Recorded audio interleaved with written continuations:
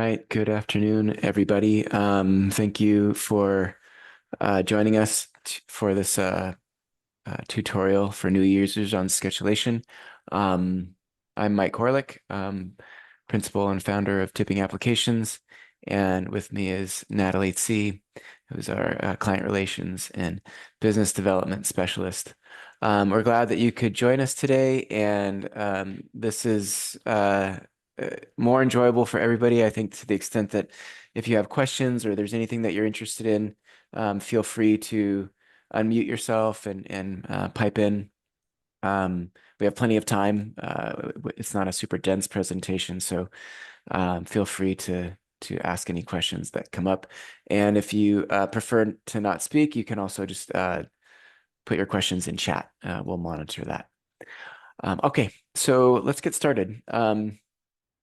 So Sketchulation is a program that we use. We are tipping structural engineers, actually. We're located in Berkeley, and we've been around for about 40 years doing structural design work in Berkeley. And Sketchulation is really an outgrowth of our work as structural designers. It's, as we say here, designed by engineers. The idea is to improve efficiency and clarity, accuracy and confidence in our day-to-day workflow. So that's what the program is about in general. A little bit about the story. You know, I am a trained structural engineer. I'm not a programmer, but along the way, I developed a number of programming tools that I would use for my own work and then made available for others in the office. And as those tools started to develop into more, you know, sort of, they became more elaborate, and eventually we created a standalone program. This was now over 10 years ago, I suppose, and eventually, I guess about four years ago, we started to sell it. And so that's what Sketchulation is. It's not the only thing that we offer as tipping applications, but it's one of the programs that we offer. And the couple key points about it are that we're trying to integrate the use of images with the types of math script that we're familiar with as engineers. And the goal is to create more transparency in our calculations, reduce the likelihood of errors, and improve what we can learn. One of the things that's very interesting to me is that by improving clarity, you actually can see more of what's going on, and it makes you more capable to solve problems. So a little bit about what Sketchulation is. So it's along the lines of what I was just saying. We're trying to link different types of data. We have our expressions. We have PDFs and plots from you know, your design documents, drawings from the architect, old drawings from existing buildings. So trying to link those two things, also graphs and tables, numbers and text and things like that. And we'll see there's other structural analysis functions and things that come into play. But the key idea is to link these things, to integrate them, so that they're not living in separate places, but all in one place. We're going to talk today just about very basic functionality of the program. We can use it for hand calculations. It's a word processing thing where you can type in expressions. It has graphing and charting capabilities, computer-aided drafting, and image manipulation capabilities, fiber section analysis, if you want to think about like concrete cross sections and analyzing those, and two-dimensional structural analysis. So aspects of it as a calc pad, it's essentially, you know, a CAD program, computer-aided drafting program, where you draw lines and shapes and things like that. But one of the entities that you can draw is an expression type of entity, and there's a couple of expression type entities in the program. And within any of the expressions, the features of those expressions are units, intelligence, integrity. So it has all of the basic units that you could think of, metric and English. And as you use the expressions, the program forces the units to go along with your expression. So that helps you to check errors if you're trying to add, say, two numbers with incompatible units. It'll give you a warning about that. It's a word processor, so you're going to type in expressions, but after you're finished typing, you push enter, and then it renders the text that you entered as you're used to seeing a math script. So the idea there is to make things compact, make them elegant, help you to see what you've typed and understand, try to find any errors or anything like that in your work or somebody else's.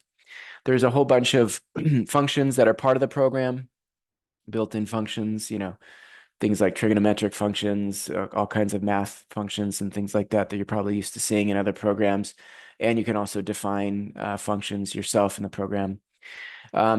We work with tables a lot in the program, and data sets that basically are tables of numbers. And so along with that goes the ability to query the data through an expression. You use the query function to pull out certain values based on, yes. I'm sorry, maybe somebody mistakenly unmuted themselves. Might be you, Shiny. Is that Shiny? Is that a question? Anybody have one? Okay. Yes, this session is being recorded and it will be shared. Okay, so also along the lines of table data are graphing, so you can take the data and display it in a graph, and we'll show a little bit of that. So basic hand calculations, this is an example of something very simple, but this is how the program looks. We type in each of these expressions, and we'll actually go through this exact example in a second here. But this is the idea of what you would do, drawing the shapes, drawing the rebar, and then working with the geometry in your expressions.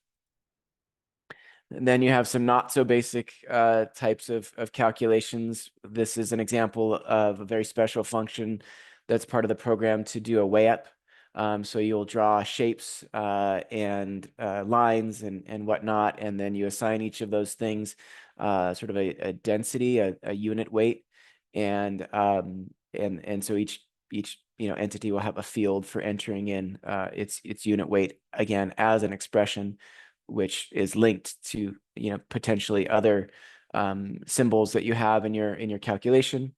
And then you see here the expression that says W sub LO3 is equal to int weight. Int weight is a special function that looks at the shape that has a tag called LO3, and it looks inside itself and finds all of the things inside it that have weight expressions assigned, and it adds that all up, and it gives you, in this case, the weight. You could also get the centroid of that composite shape, and its rotational moment of inertia. So this is something that we use all the time in our seismic work. And then there are other ways of extracting information about a shape or an entity. You see the second line there says A sub LO3 is equal to int_prop. And so that int_prop is another special function that allows you to extract the property of a shape that's tagged. And in this case, we're pulling out the area and displaying that for ourselves. And then a simple expression to divide the weight by the area in order to come up with a PSF type of loading. So querying, I mentioned that briefly. You might have tables in your document that you've created that have data from another analysis program or something else, and you can query them with the query function. There are also built-in tables. We're just displaying 3 of them here: the AISC shapes and standard wood shapes and sheet metal, standard sheet metal shapes. And so you can also query information out of those. In this cases, we're using the query call function, which is a simpler form of a query function where we just specify a column in the table. So in that very first line, we're querying the AISC table, and we're looking at the column that's called name, and we're trying to find the value that's W18/35 and displaying its thickness of flange. So that's a little example of how that will work. The graphing, you can graph expressions. So here, on the left is a graph chart that's in the program. And we've created a function for the response spectrum. There is a built-in function actually for the response spectrum. Before ASC 722, ASC 722 is now moved over to a multi-point spectrum, but this is still from the old version, the 716 spectrum. And so you see we're plotting the spectrum, and then we are calculating the base shear ratio for a particular building and plotting that on our graph. So graphing expressions, graphing data in this way. Also more complicated data. So this is analysis results from a time history analysis where we have inner-story drift results for four corners, I guess, of this building, and multiple ground motions. So here we're plotting the average and the spread of the data all on one chart, and this is being generated from table data. Fiber section analysis. So you draw your column, in this case, column outline. You can assign properties to the outline. You put in your rebar sections and assign those a material.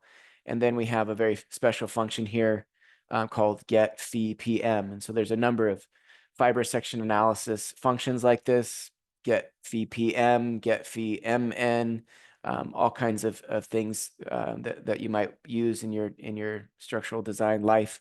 And so here we see we're getting the PM diagram. That's what the function is doing, 𝗂𝘃𝗶𝗵. And then it's assigning it to a variable here on the left. And then that variable is now storing an array. So the program also works with arrays and matrices and vectors. And so then we are plotting that data in the graph on the right. So 2D, two-dimensional structural analysis. So there's a whole infrastructure for drawing elements, restraints, linear loading, so distributed loading, distributed support springs, point loads, point moments, things like that.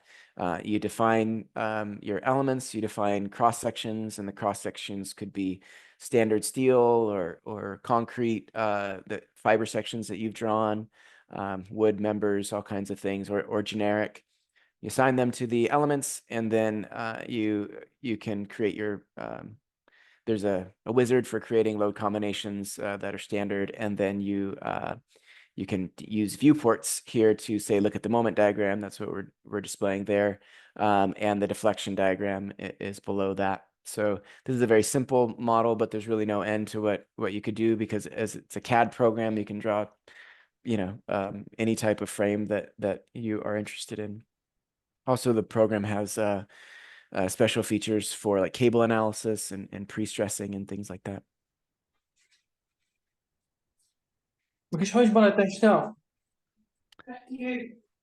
Seems like somebody unmuted themselves. Is there a question? No. Okay.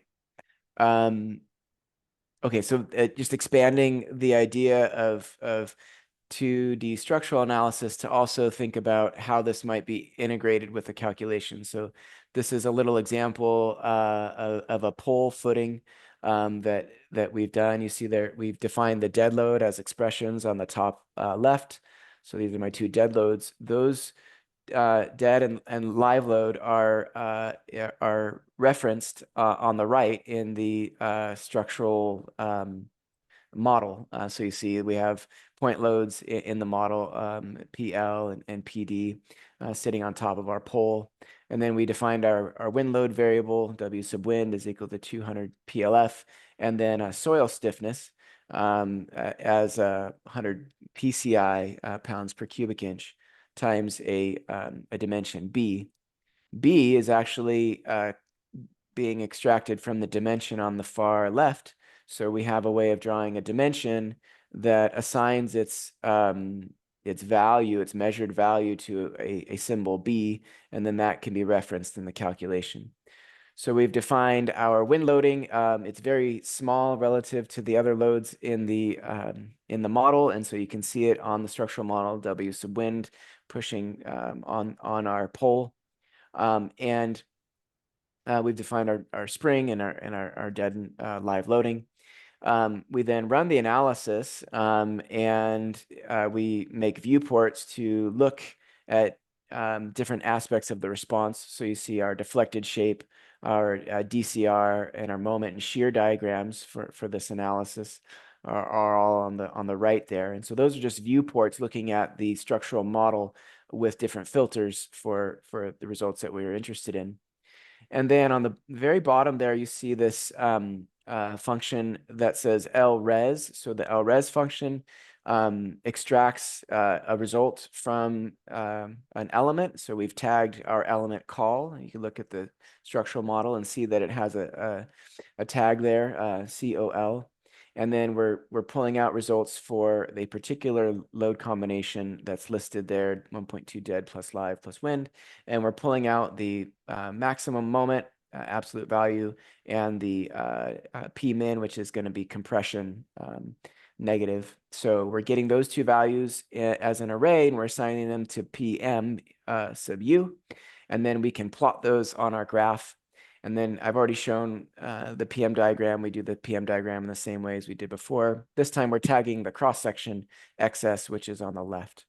And so now here's just a way to, this just shows how everything kind of gets all integrated together. We have the fiber sections, the expressions, the structural analysis, the graphing all in one picture. And this is really the big idea of connecting everything together. So you're not working among multiple programs and hand carrying information around. I had a quick question. Yes. Do you guys account for like slenderness on concrete columns? Is that built in here at all? Slenderness can be accounted for. It's sort of a special study. In the AISC rules for calculating nominal moment capacities and axial capacities, all of the slenderness checks are built in, and you can look at a DCR log to see how that's done. When it comes to concrete, when it comes to slenderness that you're talking about, which is sort of the global buckling, you can do slenderness analyses. The program actually does large displacement calculations, so you can find the buckling load, and we have an example of that in the help menu. But it's a more complicated analysis. But you can find the buckling load of a column either with, you usually have to give it an incidental lateral load if you're just trying to find load under, or buckling load under pure axial, or more interesting is when you happen to have a lateral load at the same time you have your axial load, and you can step into the axial load until it buckles, which is kind of a cool thing. Cool. Thank you. You're welcome. Thanks for the question.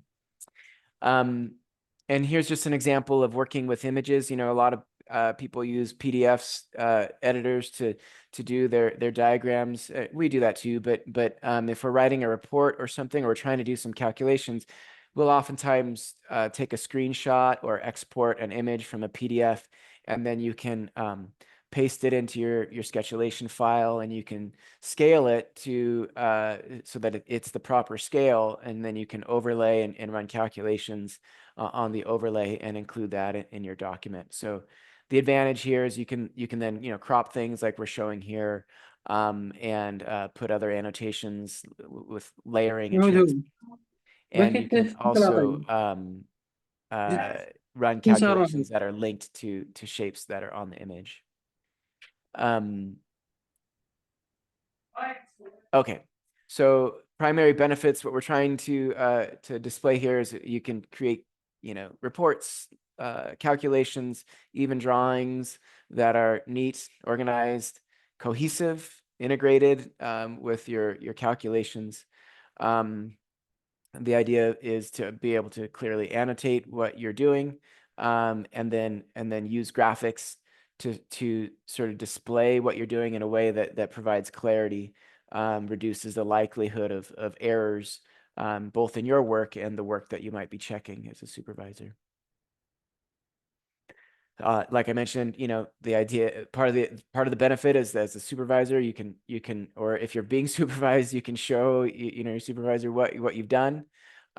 We have ways of running expressions in different expression systems. So if you have multiple sets of calculations, you can split those things out.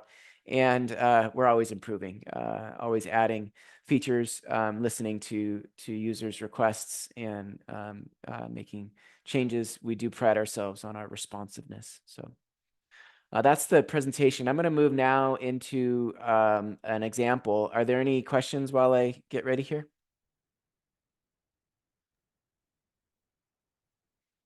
Okay. So here's the program. When you start up the program, you will have a different template. I've set up my template the way that I like it, which is just to have one page outline in here, set right at the origin, and I'm ready to work. I've turned on the keyboard monitor, which you can do in Tools if you ever wanted to. Also in Tools, you can view tables that are part of the program. This is a vibration processor, which is kind of complicated. I'm not going to get into that. And let's see, if you wanted to set your own template, you draw up whatever you want, and then you go to Startup Template, and you usually would just say set template for current document, or there's some other options for setting the template, so that in the future, when you click Control N, it comes up with your template, and not the default one. So what we're going to do here is start from scratch and produce one of the examples that are in the help menu. This example is here, help/examples, and it's called expressions as template. I may change that name if I feel like it's kind of an obscure name, but I will explain why the name makes sense in a second. But you can click on any one of these, and they'll help you to get grounded with the program and hopefully learn its features. The learning curve can be a little bit steep, but if I start a document, I start with this template here. And one thing to notice right away is that there's a command line at the bottom. So if I want to draw something, I'm going to enter in a command. Now, I happen to have this page entity selected. And so part of what I'm seeing is commands, where it says line here, shortcut would be L. But I'm also seeing these things with a different icon. And these are properties of the thing that I have selected. Another way to see properties of an entity is to type MO, modify properties. And that brings up a sidebar. So sidebars figure prominently in the program. And in the sidebar, you will see all of the properties that are available for a particular entity. So let's say I'm going to draw a rectangle or a shape. A rectangle is really just a shape. I can draw a shape with the shape command, SH. And you see as I'm typing, it's looking for what I might be interested in. And the shortcut there is SH for shape.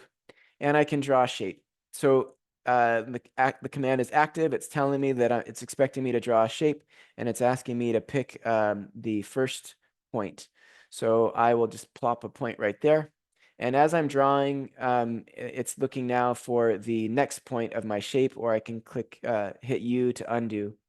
If I click U, notice that I don't have to push enter. I just push U, so it cuts down a little bit on the typing.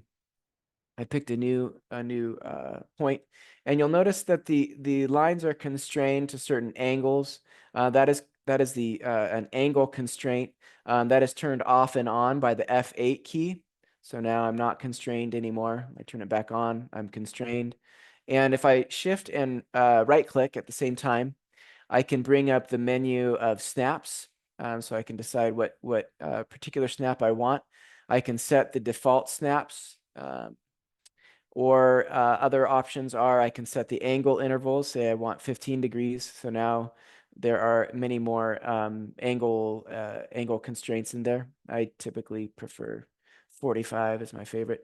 And then there's base point snapping and double base point snapping. So those are a little bit more complicated versions of snaps. Snapping to a factor distance or a half distance. And then you can set a rounding distance. So if you want to draw lines that are only, say, in increments of 6 inches, you can set the rounding distance in there. And then that is toggled on and off with the F7 key. And you see now my line is drawing in increments of 12 inches.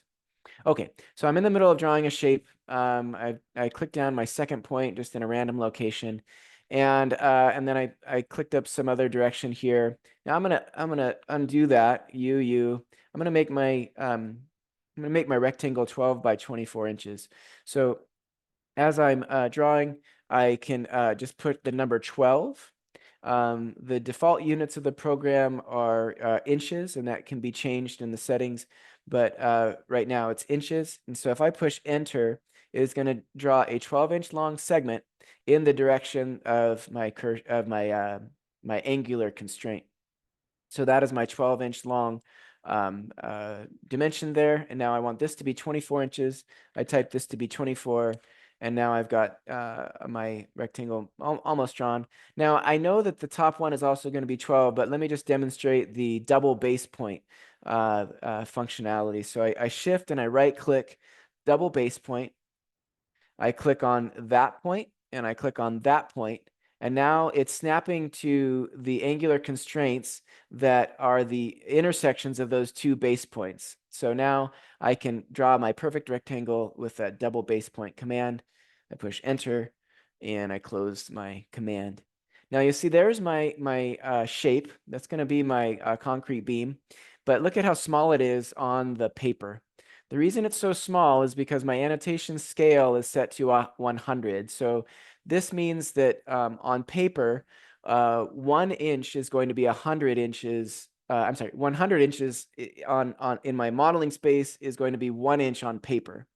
And so if you think about detailing, normally your detail wants to be, for something like this, it could be 12.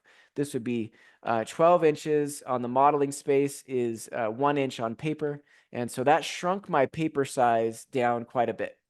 I select my shape. You'll notice I moved a little fast there, didn't I? I selected my shape and I was going to move it over to the paper, but let me just briefly touch on selecting. So there's a couple different ways to select. I can click on an edge just like that. Now my shape is selected. I can do left to right boxes, which is going to select anything that intersects with a box edge. So that selects my shape.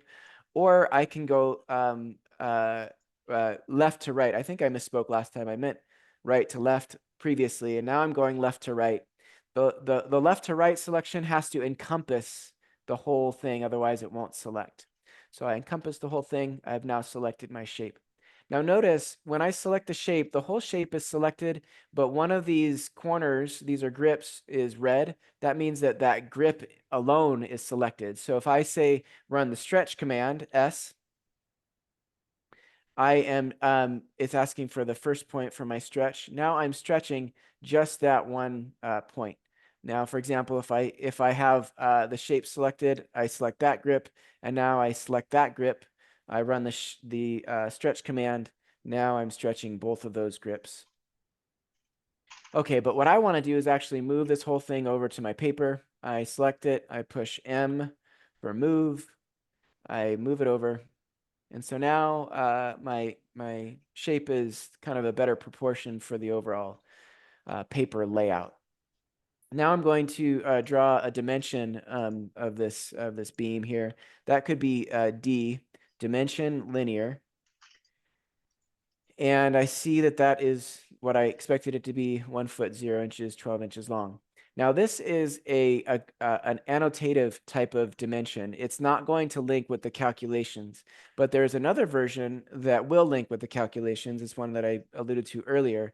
If I type XD, expression dimension linear, now I take this dimension and we'll see that when I get done drawing it, it's asking me for a symbol. So I put BW right there, B_W. So what has happened now is that I've created a dimension that it's got a symbol that's linked to, that could be invoked in an expression. Now let's say I don't want both of these, but I still want to display the dimensions. I can select that guy and I type MO, and then I need to find the property that lets me show this thing. So I sometimes I forget what that's called. I'll go up to filter properties and type show, and that's where it is right there, show measurement. And so now I can see 1 foot 0 inches alongside my symbol. I could have done the same thing without having the sidebar. You'll get good at this, and you'll remember things better, and you'll start to realize that property was called show properties. I select the entity that I'm interested in. I start to type show, and there's the same property right there, and I can say yes or no on that. I push escape because I've already done it. Okay, so now I have my my width of my concrete beam that I'm doing. Now I'm going to put in some rebar. RBS. So if I started to type RB, there's a couple different types of rebar entities in here. This is a rebar in elevation. I want the rebar in section. I'm going to put a couple of number 9 bars in my beam. Now I'm going to use the base point snap command. So I shift, right click, B. Now I could have just typed B. Once you get the hang of this, you'll just hit B. You won't shift, right click. Now it's asking for my first point. And this is my base point. And now from this base point, I want to move that over 3 inches up and 3 inches to the right. And I do that by putting the at symbol there. That's shift 2. And then 3, 3. And that put my bar 3 inches away from, it put the center of the bar 3 inches away from the side and from the bottom. And now let's say I want one more of those bars. I'm going to start to type MI mirror, and I'm going to want the mirror copy. I snap to the midpoint, go straight up, and now I have my 2 of my bars. And then I want to do that same bars on the top. MIC again. I didn't need to type MIC. I could have just pushed enter because that repeats the last command. And there I have my 4 bars. Now I'm going to try to calculate the flexural capacity of this beam. So I'm going to need the depth of my reinforcement. So I type XD again. This is an expression dimension. I snap to the top of the section, and then I'm going to hit S. S stands for insertion. You see down at the bottom, it says snapping to insertion. I'm snapping to the center of that bar, and I put D. So that is the dimension of the depth of the reinforcement. And again, I want to show the measurement. And there we go. So I see my D there.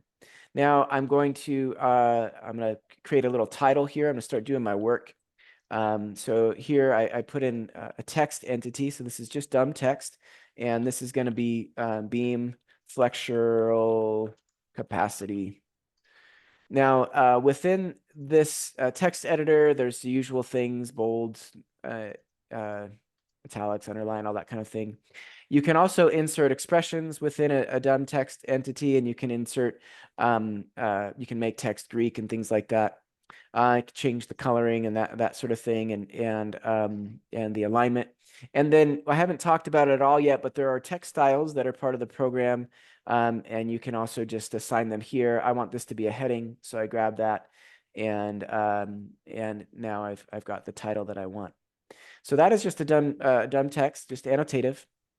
I could also do a text leader, TL, and I can point to this and say, this is my beam, like that. This works very similarly. And now I want to create an expression. Expression, I start to type X. And it's right here, expression text. So XT, oops, there we go. Enter, and I'm going to enter an expression here. So what do I need for my concrete beam analysis? I need to know what the strength of the concrete is. So I click, I'm going to type in the strength of my concrete. F'_C is equal to, say, 4 KSI. You'll notice as I type, it's looking for symbols that are already defined in the document. So units are predefined for me. And so that is set. And now I need my yield stress, F_Y is equal to 60 KSI. Now you'll notice as I'm typing, it's putting these expressions right underneath underneath one another. And if they get out of alignment, I'll show you there's a fancy spacing command so that you can correct everything at the end. My area of steel is 2 times, now here's a special function, bar area 9. So that is my area of steel. My flange width we've already defined. So now I just want to display that. I push tab to autofill the rest of the symbol name. And then the request for a value operator is just a dash and then the greater than sign. And that just displays the dimension that's assigned to that symbol, B sub W. Same thing with D. And now you might be wondering about the number of decimals. You can change the number format. This is in the modified properties. If you wanted to, it's set auto, which is basically going to look at the size of the number and then format it appropriately. Or you can put something like 0.0 pound, which will display at least one decimal and then more if there are more after that. So that's that. I've got my depth. Now I need to go back into my mind and remember what the expression or the formula is for the compression zone. I have that on my right screen, so I don't have to remember it actually. I'm going to copy this expression. So that's a command CX. And what that does is it just creates another expression just below the one that I've been looking at. And then this, we used to call this A in my old classes, and we say this is A sub S times Fy divided by 0.85, again, divided by F prime C, and then again, divided by BW. And then I request the value, and it displays it there. So that is my A value. And then, of course, my phi m nominal rather. I'm going to make a Greek character. So that is done by pushing the little tilde symbol. And you see pi is already offered up as a potential symbol, but I want F phi m underscore n is equal to, and then this is formula 0.9 times A sub S times F y times, and then we have a parenthesis d minus a over 2, and then I request the value on that. So that is how the program works to in just basic calculations as a calc pad. If I don't want to see, let's say I don't want to see so many decimals on that, I can do the number format again. It's defaulting to what I copied from, so maybe I don't want any decimals on that. Now, let's say you don't like kip inches, you prefer to see kip feet. You can double click into that and you can coerce this into any units you want.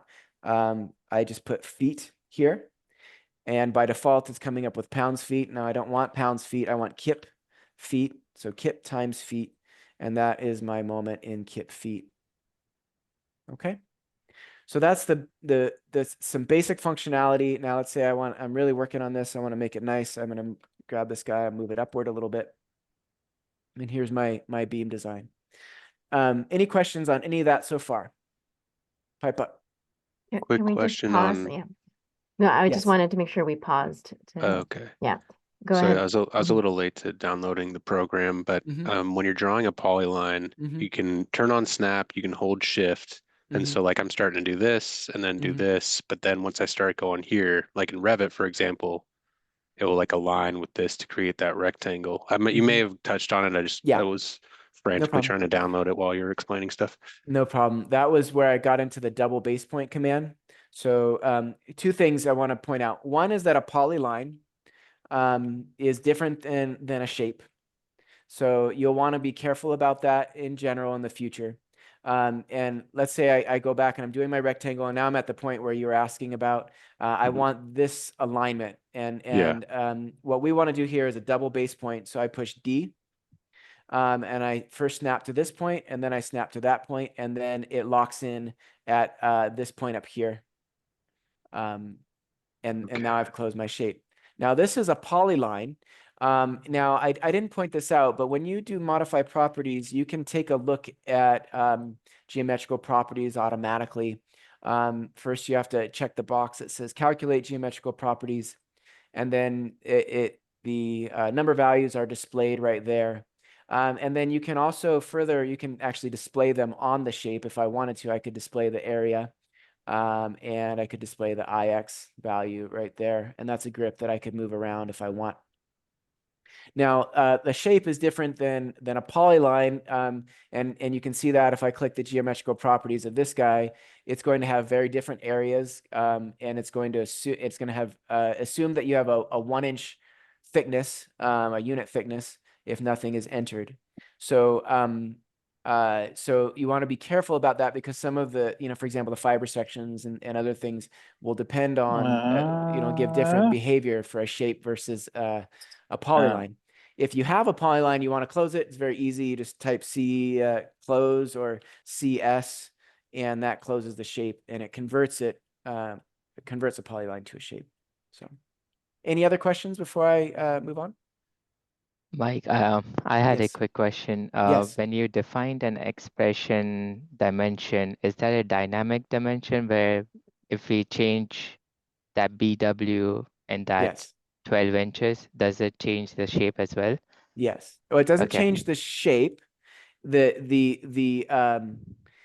dimension value feeds into the expression. So if I, here's where things get integrated. If the architect tells me, no, you can't have that beam be so deep, it's got to be 3 inches shorter, I would select this, and now I'm stretching these grips, and I push 3, and now it's shortened it, and all my calculations have updated.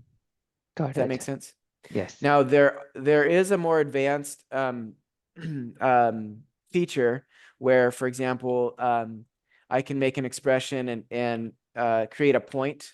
My expression could result in a point. Say the point is 10,20.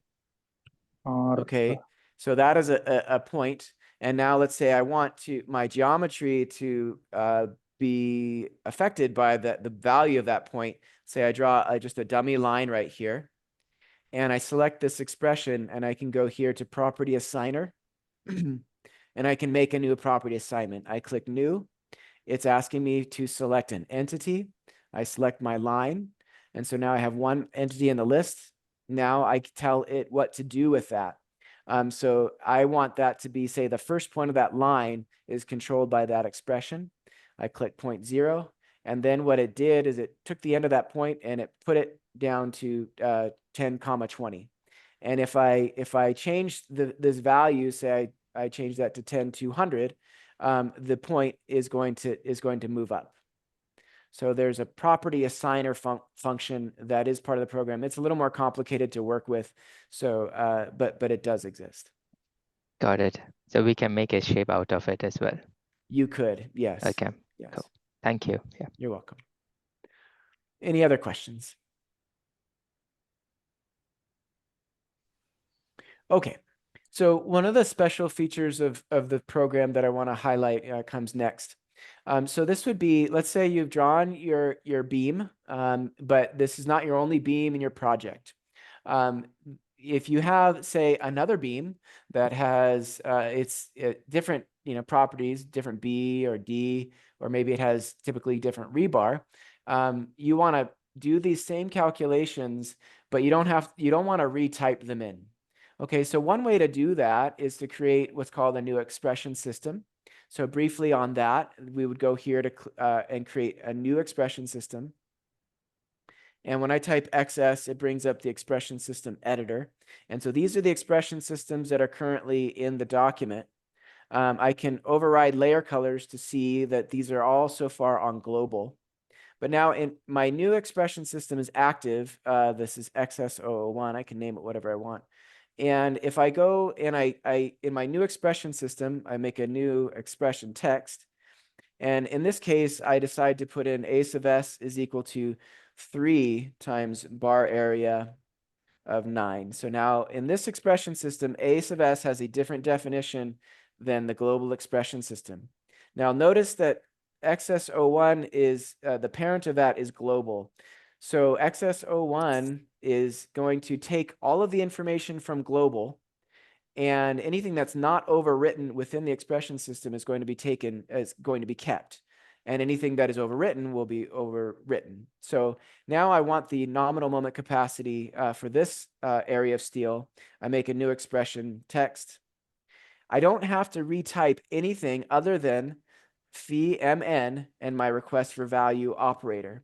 When I click out of that, it does the calculation, and it's dependent now on this value of a sub s, not the global definition.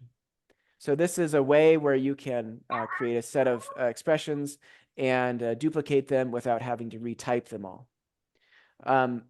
Any questions on that? Okay. Now, a similar concept occurs in the use of tables. So let's say I make a table that's command TBL. And here's my table. Notice I changed back to the global expression system. Now let's say I want to know the moment capacity of a bunch of different beams just with different depths. So I double click into my my table, and you'll see that these are the cells, and then the top is the header. The header works differently, and this all works differently than a spreadsheet. The header works differently than the rest of the cells. So in this column, I'm going to type the symbol D, and you see what it does is it fills out the cells with 18 inches. It's getting that 18 inches from outside of the table. It's inheriting that. And you can know that for sure for two reasons. One is there's a little lock icon. And then also when you click on the header, you see a little globe. That says that this column is controlled by the global definition. And that's also indicated in this long description here. Okay, now I want to override that in this table. I right click on that column and I say, make column override global. Click. And let's say I want 16 inches and I want 18 inches and then I want 20 and 22 and 24. Now you'll notice that these don't have any inches, and I want them to have inches, but I don't want to have to type inches in every single cell. So in order to accomplish that, I double click into my formula and I use this request for value operator.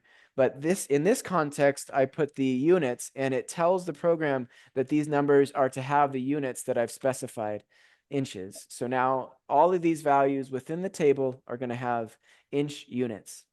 Now all I need to do in order to calculate my nominal moment capacity is type the formula here in this header. But I don't need to type the whole formula. All I need to do is type 𝜙_mn.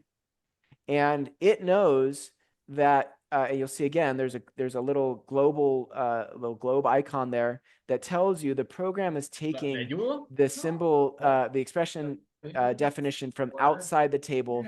It's running the numbers inside the table with all of the definitions that were up here, but it replaces anything that's overwritten within the table. So I've got my moment, nominal moment capacities for different depths, just like that. Any questions on that? Mike, can you demonstrate the paintbrush button The paintbrush button on the expression system? Oh, Like if you yes. were to take the table, yeah, and change Yes. it to XS. So if I have, let's say I have I typed in an expression here, and I put in D is equal to, say, 22.5 inches. Okay, watch what's going to happen. All of a sudden I get a question mark right there. I get a question mark right here. And what I meant to do is put that on my XS01 expression system, but I forgot that global was current.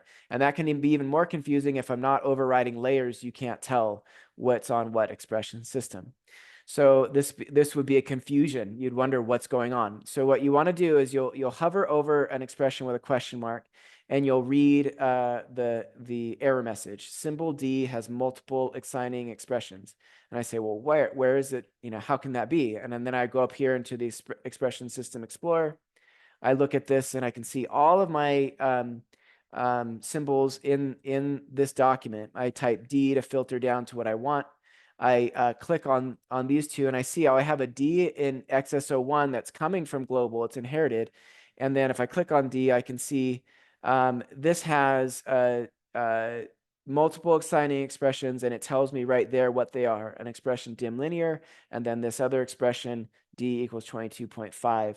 And so now then I can click on this one. I can see, where is that? Ah, it's right there. So now I can see, oh, that's the problem. Now I want this to be on XSO1. I select XSO1. I click the paintbrush, and it put the this expression on XSO1.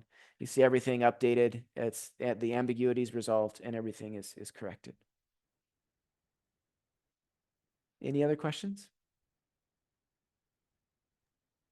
Well, just want to remind you have 5 minutes left, Mike. Thank you. Now, if I was drawing a beam like this, that was kind of tedious to draw all that up. I just want to show quickly that there is a faster way to draw beams. There's a faster way to draw columns and beams. So I type C, and if I start to type conc, you see there's a button conc beam. I click on that, and this is just a macro for drawing beams. Let's say in this case, I have 4 bars total, and those were 9 bars. And there's some other options in there to take a look at. And then there's some explanation in the help button. I click a base point, and then I simply type at 12,24. And there is my 12 by 24 beam drawn up for me a little bit quicker than what I'd done before. And you see the rebars nicely laid out with the ties and everything. So that's something I just wanted to show. Other thing I would show is that you can graph these data here. So I'll make a little chart. CHT, enter. I draw the chart on the paper. So this is my chart. Maybe I'm tired of looking at this black background, so I prefer to see it as paper. I can flip that with F4 or this little button up here. And also the expressions systems are overriding layer colors. So that's what's going on. And so now I'm going to make a little graph. I type SER add series. And this is going to be, there's a bunch of different series types, but this is going to be data just from my table there. So I'll click this guy, and I'll plot D and 𝜙 MN. There's a bunch of features in here that we're not going to get into just yet. And then I click add, and this is the graph of here on the x-axis was D, and on the y-axis was 𝜙 MN, like that. And the series editor is here, EDS. So here I can go in and I can add, say, markers. Want to see where those individual points are. So those are the points on my in my table. It's pretty linear. As you'd sort of expect. And then I can, there's also all kinds of things we can do with graphs. So. All right. Can you show how to show series again after you hit the chart command? Yeah. Yes. 2 ways. One is you can bring up the modify property sidebar for the chart. There's lots of options for charts, but here you can click the button edit series, and that brings it up. Or you'll get used to just running the command directly. I start to type ED. If you said edit, you'll see it there. EDS is the shortcut there. Okay, perfect. Thank you. Yeah. Any other questions? We have just a couple more minutes. This is way back, but what did you do to draw the rebar there? So yeah, no problem. So I start to type rebar. Yep. And you'll see there's a few commands on that. One of them is RB. That's going to be rebar in elevation, and then rebar in section, RBS. Ah, okay. Yeah. Cool. And then you can click it and change the property to a different. Right. Yeah, there you go. Yeah. Okay. So if I select on this, I can change these sizes here to say 14s if we're feeling big. Yep. And then of course that is not linked to the calculation. Yeah. So you want to be careful about that. Yeah. That makes sense. Yeah. In future tutorials, we'll show how fiber sections work, which takes this calculation and turns it into, all you have to do is draft it and then use the get 𝜙 MN function. Mm-hmm. and then you won't. Then it's a live connection. Okay. Are there any other questions? All right, Mike. Thanks for this presentation and tutorial. You're welcome. You're welcome. It's a great program. Are you going to hold tutorials every Wednesday? I don't know if we've decided about every Wednesday, but they will be periodically. Yes. Okay. Yeah, we're gonna, as long as you're on our distribution list, I'm gonna send a notification whenever we're gonna have another working session. One last thing as we're wrapping up here, I want to print this. So I start to type print, and we're going to set print area. It already knows that there's a page, so it's already found the extents. But if you wanted to set it explicitly, you click the edges of the page, push Control P, and then it brings up the print dialog. This is where you can change your header and footer information. We use our own logos and things like that, but you could substitute your own. They're keyed into file names, and set margins and things like that. The one important thing to note here is that you want to really do this. My default page was set up to letter, but now notice if I change the size of my paper, the document will update, so that paper now becomes much longer.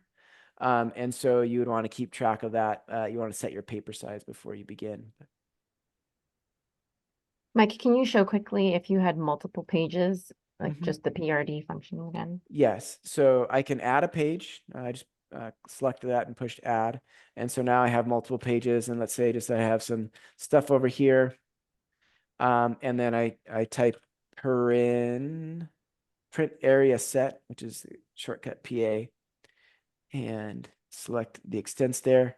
And now I have my 2 pages like that. If I push Control P, both the pages will be part of the print. Great. Okay.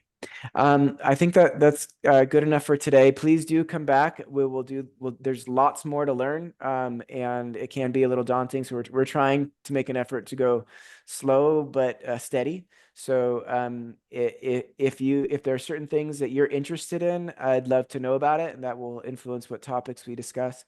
And if you run into any issues at all, please feel free to send Natalie or me an email. We love to hear from folks. So thank you so much. Thank you. Thanks, Thank you. guys. Thanks, guys. You're welcome.